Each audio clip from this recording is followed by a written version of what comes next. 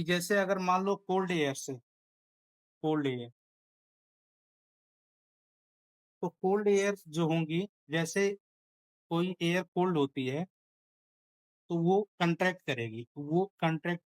Cold air contract contract करने का मतलब क्या होगा, वॉल्यूम डिक्रीज करेगा। अगर वॉल्यूम डिक्रीज करेगा तो प्रेशर इंक्रीज करेगा। बात समझ में आ रही है? जैसे एयर अगर दूर दूर से है, स्प्रेड है दूर दूर तक, तो वॉल्यूम क्या होगा, अगर मान लो 1 लीटर वॉल्यूम आप ले रहे हो, उसमें कितना एयर आ जा रहा है। तो एयर के अगर मॉलिक्यूल दूर दूर तक हैं तो एयर के मॉलिक्यूल अगर दूर दूर तक हैं तो उसका अमाउंट कम होगा। जैसे एयर के मॉलिक्यूल काफी पास आएंगे तो क्या होगा कि वो ज्यादा से ज्यादा आपको एयर, उसमें 1 यूनिट वॉल्यूम में आपको ज्यादा एयर मिलेंगी। तो ज्यादा एयर होगी तो प्रेशर क्या होगा, मैक्सिमम होगा। बात समझ में आ रही है? कोल्ड सर एयर कंट्रे हाँ बोलो। तो बताइए सर। सर ऐसा बोल रही हूँ कि मतलब सर ऐसा जो समुद्र में तो हाँ सर ये जो समझो जो ये समझो जैसे मान लो एक गैस सिलेंडर है, बस एग्जाम्पल से समझना, वो तो उसमें लिक्विड हो जाता है, बट उसमें जैसे जो गैस आपको भरी गई है ना, तो उसको क्या किया गया है कि एक आप वो 14 लीटर्स में ही अब उस गैस को रख दिया गया है। अगर उसको हम इंक्रीज कर दें, मतलब वो सिलेंडर को बहुत बड़ा कर दें या पूरे रूम में कर दें, तो पूरे रूम में वो फैल जाएगा। ठीक है। बट जो गैस का अगर हम एक निश्चित वॉल्यूम ले रहे हैं, यानी कि मान लो 1 लीटर वॉल्यूम हमको चाहिए, मतलब एक निश्चित वॉल्यूम पे मतलब आप एक एरिया डिसाइड कर लो कि इस डिसाइड में कितना एयर आ रही है। तो उस मान लो कोई एरिया ये आपने डिसाइड कर लिया, ये एरिया आ रहा है, ऐसे समझो। तो अगर इसमें वार्म एयर है, ऐसे समझो, बता रहे हैं अगर यहाँ पे वार्म एयर है, तो वार्म एयर जो होंगी थोड़ा उनके पार्टिकल्स दूर दूर होंगे। अगर ये कोल्ड एयर होगी तो इसके पार्टिकल काफी पास पास आ जाएंगे। तो एयर का अमाउंट यहाँ पे इंक्रीज करेगा तो प्रेशर आपका ज्यादा होगा, तो एयर प्रेशर यहाँ पे मैक्सिमम हो जाएगा। एयर प्रेशर तो सर मैक्सिमम। जैसे बोलते हैं लो प्रेशर एरिया, तो मतलब वहाँ पे टेम्परेचर हाई होता है, तो इसलिए एयर हीट हो जाती है and the air rises up, तो हाँ, फिर उसको लो एक तो प्रेशर। स्पीड करेगी, फैलेगी और ऊपर की तरफ मूव करेंगी। ये दोनों चीज वहां पे होगा।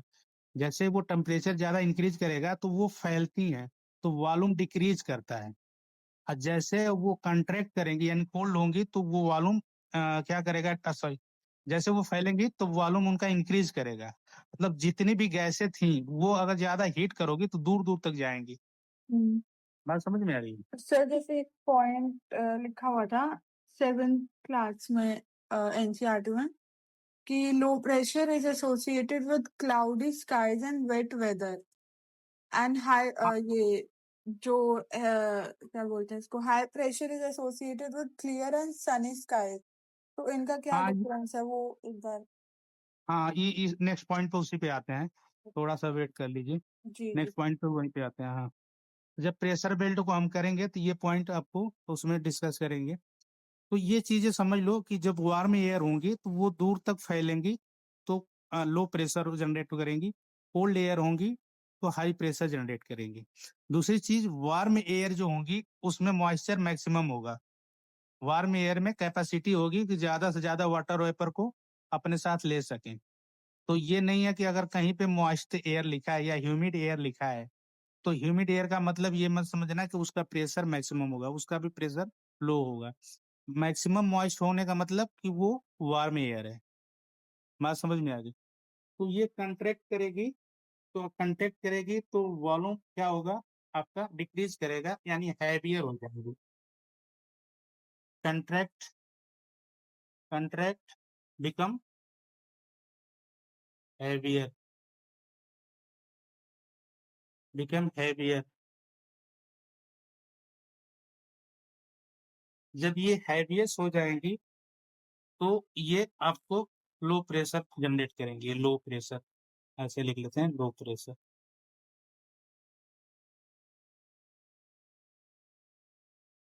दूसरी चीज, अगर यहीं वार्म एयर्स की बात करें,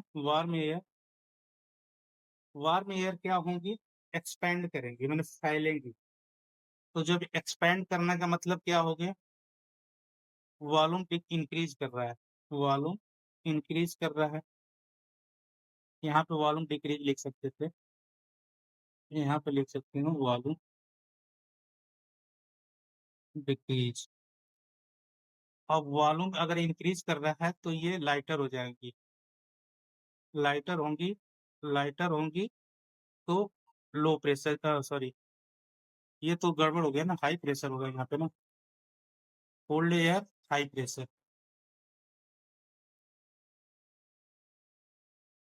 हाई प्रेशर, और ये आपका लो प्रेशर जनरेट करेंगे, लो प्रेशर। ये दोनों पॉइंट आपको दिमाग में रखना होगा, तब तो समझ में आएगा कि वार्म एयर क्या होंगी, एक्सपेंड करेंगी, यानी एक्सपेंड करने का मतलब वॉल्यूम इंक्रीज करा, ज्यादा एरिया में फैल गई, तो ज्यादा एरिया में फैल गई तो यानी कि लाइटर हो गई, उसके मॉलिक्यूल दूर दूर हो गए, लाइटर हो गए तो लो प्रेशर होगा।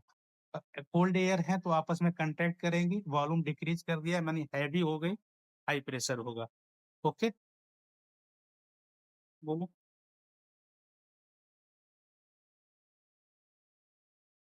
हाँ ठीक है। मॉइस्ट एयर यानी कि ह्यूमिड एयर, इसको भी लिख लेते हैं, यानी कि humid air is also lighter, also lighter, also lighters. अगर ये लाइटर होंगी तो ये लो प्रेशर बनाएंगी,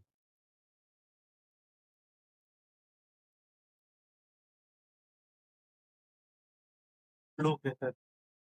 अब वार्म एयर में ही ज्यादा आपको मॉइस्चर कंटेन होगा, ये चीजें आगे हम ह्यूमिडिटी पढ़ेंगे ना, तो उसमें ज्यादा आपको कॉन्सेप्ट क्लियर होगा।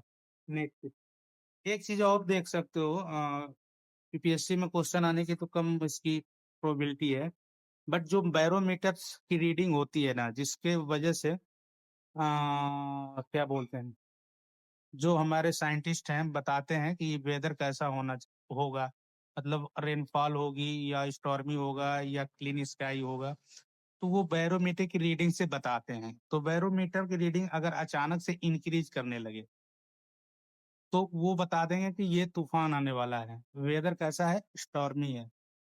अब कहने का मतलब बैरोमीटर की रीडिंग क्या करे, इंक्रीज करे, रैपिडली इंक्रीज करे। अगर लिखना चाहो, नहीं नहीं, एक सेकेंड रुक जाओ, बैरोमीटर की रीडिंग इंक्रीज करे, सॉरी इंक्रीज करे, फिर स्लोली अगर वो डाउन हो रही है, अगर वो पहले इंक्रीज कर दिया फिर वो स्लोली डाउन हो रही है, तो वो रेनफॉल की कंडीशन आती है। बस ऐसे हो गया, उल्टा हो गया थोड़ा सा, ऐसे लिखना पड़ेगा, लिख देते हैं। चलो इसको क्लियर कर लेंगे, उल्टा नहीं ना हो रहा है, इंक्रीज करना है या डिक्रीज, इसको बाद में क्लियर करेंगे। डिक्रीज शायद डिक्रीज है या इंक्रीज है, इस पॉइंट को अभी रहने देते हैं। दूसरी चीज, वो अगर वो यूपीएससी में आने के चांसेस कम है, बट ये साइंस बेस्ड पे है। आई थिंक बैरोमीटर की या तो डिक्रीज करती है तो स्टॉर्मी, मतलब स्टॉर्मी वेदर होता है, और डिक्रीज करके धीरे धीरे इंक्रीज करती है तो शायद रेनफॉल होता है, या उल्टा होगा, इंक्रीज करके धीरे धीरे डिक्रीज करती है। इस चीज को हम क्लियर कर लेंगे तो फिर बताएंगे, उसको भी रहने